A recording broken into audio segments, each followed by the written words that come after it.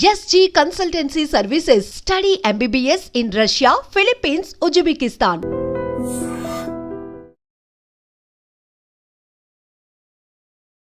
Hi hello నమస్తే welcome back to ఐటర్ media. ఈరోజు మనతో ఉన్నారు హైకోర్టు అడ్వకేట్ అలాగే immigration lawyer and Prithvi garu. ముఖ్యంగా ఇక ఇంటర్నేషనల్గా చూసుకున్నప్పుడు యూఎస్కి ఎక్కువ మంది స్టడీస్ కోసం వెళ్తూ ఉంటారు. బట్ అక్కడ పార్ట్ టైం జాబ్స్ యొక్క కల్చర్ ఏ విధంగా ఉందో రైట్ నౌ ఆ స్టడీ గైడ్ గురించి తెలుసుకుందాం.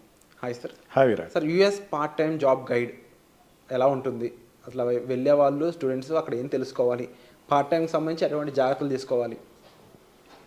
మనకి యుఎస్లో విరాట్ జాబ్స్ అనేసరికి మనకి సెలెక్షన్ ఆఫ్ జాబ్స్ నిజంగా ఇండియన్ స్టూడెంట్స్కి తెలుసా అనిపిస్తూ ఉంటుంది ఒక్కొక్కసారి. ఇప్పుడు మనం బీటెక్ స్టూడెంట్ ఉన్నాడు అనుకో, let us share an example with it. ఎంతమంది బీటెక్ స్టూడెంట్స్ బయట పార్ట్ టైం చేస్తున్నారు చెప్పండి? ఇక్కడ ఎవరైనా ఉన్నారా బయట పార్ట్ టైం చేసేవాడు? ఎవరు ఉండరు. సడన్గా అక్కడికి వెళ్ళి పార్ట్ టైం జాబ్ చేయాలి. వాళ్ళకి ఏంటంటే they don't know about the academical part-time job and regular part-time job. Okay, నేను అకాడమికల్ పార్ట్ టైం జాబ్ చేయొచ్చు అన్నది ఒక గైడ్ లైన్స్ వాడికి ఇస్తాడు. పార్ట్ టైం జాబ్ చేయొచ్చు అని చెప్పినంత మాత్రాన ఏది పడితే అది పార్ట్ టైం జాబ్ తీసుకుంటాక లేదు. ఇప్పుడు వాడికి ఇప్పుడు యుఎస్ నుంచి ఇండియా నుంచి యుఎస్ వెళ్ళి ఎంఎస్కి వెళ్ళినటువంటి వాళ్ళకి okay you are permitted to do part time job అన్నాం అనుకోండి, వీసా తీసుకునేటప్పుడు వీసా రెగ్యులేషన్స్ ఫాలో అయ్యేటప్పుడు వీసా సెలెక్షన్ తీసుకునేటప్పుడు పార్ట్ టైం జాబ్ నేను చేసి నేను ఫీజు కడతానంటే దే విల్ బి రిజెక్టెడ్. అంటే అర్థం చేసుకోండి, చిన్న కాయినింగ్ చెప్తున్నాను. వీసాకి వెళ్తాడు, వీసాకి వెళ్ళి కూర్చున్న తర్వాత నీకు ఎకనామికల్ స్టేటస్ ఏంటి, ఎట్లా పే చేస్తావు, ఉన్న 2 years నువ్వు ఎట్లా ఉంటావు, 2 years గురించే మాట్లాడతావు, 2 years ఎట్లా పే చేస్తావు, నీ ఫైనాన్షియల్ కెపాసిటీ ఏంటి, మీ ఫాదర్ ఫైనాన్షియల్ కెపాసిటీ ఏంటి, ఎట్లా లోన్ తీసుకున్నావు, ఏ లోన్స్ అప్లై చేసావు. ఓకే, వాడి మెయిన్ ఆబ్జెక్ట్ ఒకటే. ఈ స్టూడెంట్ వెదర్ 2 aspects చూస్తారు. ఒకటేంటంటే ఈ student will not stay they for ever, అక్కడ ఉండిపోడు, వెంటనే ఎడ్యుకేషన్ అయిపోయిన వెంటనే వెనక్కి వచ్చేస్తాడు. Second and most important thing, ఇతన్ని ఫీడప్ చేయటం. ఇతను మన కంట్రీకి ఇంపార్టెంటా కాదా? ఈ స్టూడెంట్ అన్నవాడు మన కంట్రీకి ఎటువంటి హాని కలిగించినటువంటి వ్యక్తి అండ్ అకాడమికల్గా ఇతనికి మన ప్రోత్సహించి మన కంట్రీలో తీసుకుంటే డెఫినెట్గా ఇతను ఒక బెస్ట్ స్టూడెంట్ అవుతాడు, ఒక సత్యం నారెళ్ళు అవుతాడు, నాదెండ్లు అవుతాడు. అండ్ ఈ ఎగ్జాంపుల్స్ చూస్తారు వాళ్ళు. అట్లా తీసుకునేటప్పుడు ఏంటంటే ఈ స్టూడెంట్స్ని ముందు మైండ్ సెట్లో ఏం ప్రిపేర్ అవ్వాలి, పార్ట్ టైం జాబ్ అనేది it's an only okay but not right for him. Part time job మీద నేను అమెరికా వెళ్ళాను అనుకుంటే I say that it's wrong decision. అక్కడికి వెళ్ళిన పార్ట్ టైం జాబ్స్లో చెప్పేటప్పుడు CPT program and OPT program 2 ఉంటాయి. సిపిటి ప్రోగ్రామ్ అనేది మనకు ఆల్రెడీ ప్రీవియస్ డిస్కస్ చేసాం. కరికులం ప్రాజెక్ట్ ట్రైనింగ్, అది వాళ్ళు ఆల్రెడీ ఉండేటువంటి ఎడ్యుకేషన్లో ఉండేది పార్ట్లోనే కరికులం ప్రాజెక్ట్ ట్రైనింగ్ ఉంటుంది, దానికి కూడా పే చేస్తారు. అండ్ 20 hours a week అతను ఫ్రీగా పార్ట్ టైం జాబ్ చేయొచ్చు అంతవరకే. అంతేగాని దాన్ని గ్రాంట్ కింద తీసేసుకుని ఎక్కడ పడితే అక్కడ చేయాలని లేదు. వాడికి ఓపీటీ ప్రోగ్రామ్స్ ఉంటాయి. ఓపీటీ ప్రోగ్రామ్స్లో ఏంటి, ఆ క్యాంపస్లోనే వాడికి జాబ్ దొరుకుతుంది.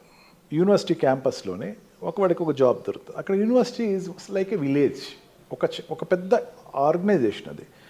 అంటే అక్కడ స్టూడెంట్స్ అందరూ ఉంటారు కాబట్టి వాడికి ఏంటంటే 7 zones ఉంటాయి వాళ్ళకి. ఒకటేంటంటే అకాడమికల్ జోన్ కింద he can join as a junior lecturer, he can join as a training teacher, he can go for the laboratories, computer laboratories, and he can go to the coffee shops. He can అక్కడ లోపల ఉన్నటువంటి coffee shops, బయట coffee shops కాదు, నేను మళ్ళీ wrong message ఏం చెప్పట్లేదు అనుకుంటున్నాను. లోపల ఉన్నటువంటి coffee shops, bakeries, arts and culture చేసేటువంటి థియేటర్స్లో వర్క్ చేయడానికి, ఈ లైబ్రరీస్లో పనిచేయడానికి, ఈ జోన్స్లో వాళ్ళకి ఫ్రీ ప్లెడ్జ్గా వాళ్ళకి అడిగితే జాబ్ ఇస్తారు. మన Indian students I'm very sorry to say that అడగటం మొహమాటం. నేను పేరెంట్స్ చెప్తున్నాను, ఓపెన్గా చెప్తాను, మీ పిల్లలు అడగట్లేదు అనుకోండి, ఫస్ట్ అడగాలి. వెళ్ళి మీరు అక్కడ స్టూడెంట్ యూనియన్స్ ఉంటాయి, అక్కడ టీచర్ వాట్ కాల్ ప్రొఫెసర్స్ ఉంటారు, వాళ్ళ దగ్గరికి వెళ్ళండి, వాళ్ళ దగ్గరికి వెళ్ళి అడగండి. మీకు సిస్టమేటిక్గా ఒక క్యూ ప్రకారం మీకు ఓపీటీ అనేది ఇస్తారు.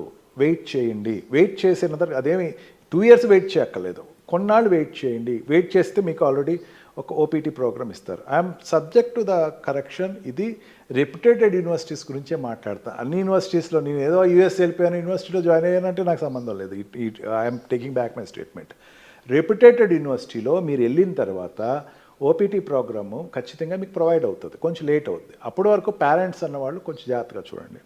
Why I'm repeatedly telling is that బయటికి వెళ్ళి మీరు జాబ్ చేయకండి. మీరు ఫ్రస్ట్రేషన్ తోటి దయచేసి వీడియోస్ మాత్రం పెట్టకండి.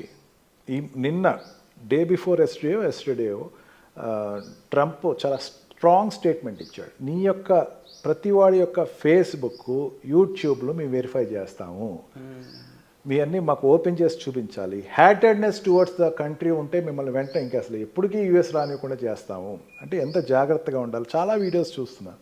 ఎవరికో ఏదో బ్యాడ్ ఎక్స్పీరియన్స్ ఉందని చెప్పేసి ఇండియాలో స్టూడెంట్స్కి లేదా బ్యాడ్ ఎక్స్పీరియన్స్, వాడు బ్యాడ్ ఎక్స్పీరియన్స్ ఉంది కదా అని వీడియో తీసేసి పర్వర్షన్ పెట్టేసేసి వాడు ఏదో పబ్లిసిటీ ఇచ్చేస్తున్నాడు. ఇట్లా ఉంది, ఇక్కడ పరిస్థితి బాగోలేదు, దారుణంగా ఉంది, మేము వెళ్ళి ఏదో చిన్న చిన్న పనులు చేసుకుంటున్నామని. It's not so. ఖచ్చితంగా ఓపీటీ ప్రోగ్రామ్స్ కోసం పేషెన్స్ ఉంటే ఖచ్చితంగా జాబ్స్ వస్తాయి. మీరు చక్కగా చేసుకోవచ్చు. మీ స్టెమ్ స్ట్రీమ్లో ఉంటే కనుక 2 years సపోర్ట్ ఉంటుంది. మీ university will support you. And ఆ తర్వాత H1B వీసా మీరు అక్కడి నుంచి అప్లై చేసుకోవచ్చు. ఇన్ని ఫెసిలిటీస్ ఉన్నాయి. మీరు పార్ట్ టైం జాబ్ చేసేటప్పుడు be selective person. First OPT కోసం వెయిట్ చేయండి. అక్కడ ఉండేటువంటి ఈ చెప్పిన 7 స్ట్రీమ్స్లో బీ అటాచ్ విత్ మీ యొక్క ఓల్డ్ స్టూడెంట్స్ కానీ స్టూడెంట్ యూనియన్స్ తోటి కానీ, లేకపోతే అక్కడ ఉండే లైబ్రరీకి వెళ్ళండి. ఈ లైబ్రరీకి వెళ్తే వాళ్ళ దగ్గరికి వెళ్తే వాళ్ళు ప్రొవైడ్ చేస్తారు. అండ్ అకాడమికల్ సెంటర్స్ ఉంటాయి అక్కడ, అండ్ ఇన్ఫర్మేషన్ సెంటర్స్ ఉంటాయి. ఓపీటీకి సపరేట్గా ఇన్ఫర్మేషన్ సెంటర్స్ ఉంటాయి విరాట్. అక్కడికి వెళ్తే వాళ్ళు చెప్తారు ఇక ఈ జాబ్ వస్తుంది.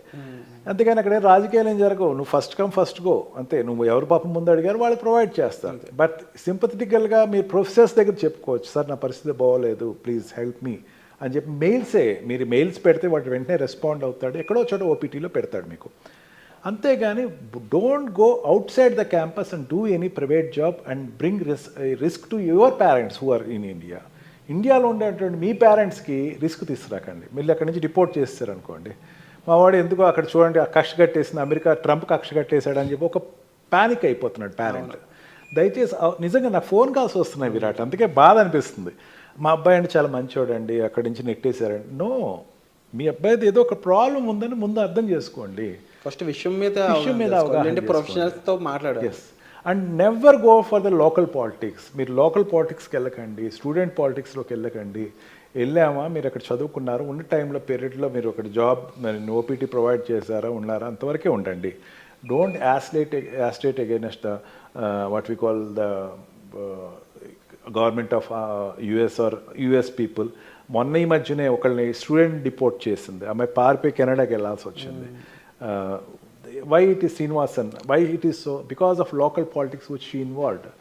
వాళ్ళ పేరెంట్స్కి ఎంత బాధ అనిపిస్తుంది. సో సింపుల్గా వెళ్ళిన పని చూసుకుంటామంట అంతే. వెళ్ళామా, మనం పని చేసుకున్నామా, జాగ్రత్తగా చేసుకుని వచ్చామా అన్నట్టు ఉండాలి.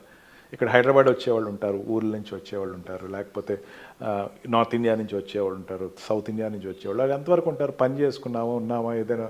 అంతేగాని లోకల్ పాలిటిక్స్కి ఇన్వాల్వ్ అయ్యి లోకల్ దీంట్లో మెయిన్ ఏంటంటే don't go for the drug peddling. దయచేసి మీ డ్రగ్ పెడ్లింగ్కి వెళ్ళకండి. మీరు ఎంత సేఫ్గా ఉంటే మీ పేరెంట్స్ ఇక్కడ అంత సేఫ్గా నిద్రపోతారని మాత్రం మర్చిపోరు సార్. తప్పకుండా ఈ వీడియో చూస్తున్న ప్రతి ఒక్కరు కూడా మైండ్లో గుర్తుపెట్టుకోవాల్సిన విషయం ఏంటి అంటే, మీ ఫ్రెండ్స్ చదువుతూ ఉండొచ్చు, మీరే చదువుతూ ఉండొచ్చు, మీ పిల్లలు అయి ఉండొచ్చు, తెలియాల్సిన విషయం వెళ్ళిన పర్పస్ని సాల్ఫుల్గా నిర్వహించుకొని వచ్చే విధంగా ఉండాలి తప్ప ఎనీ అదర్ ఎక్స్ట్రా కరికులర్ యాక్టివిటీలో మాత్రం దయచేసి పాల్గొనొద్దు. అది మీ కెరీర్కి మంచిది కాదు. సో వచ్చే ఎపిసోడ్లో మళ్ళీ కలుద్దాం. Thank you so much. Thank you.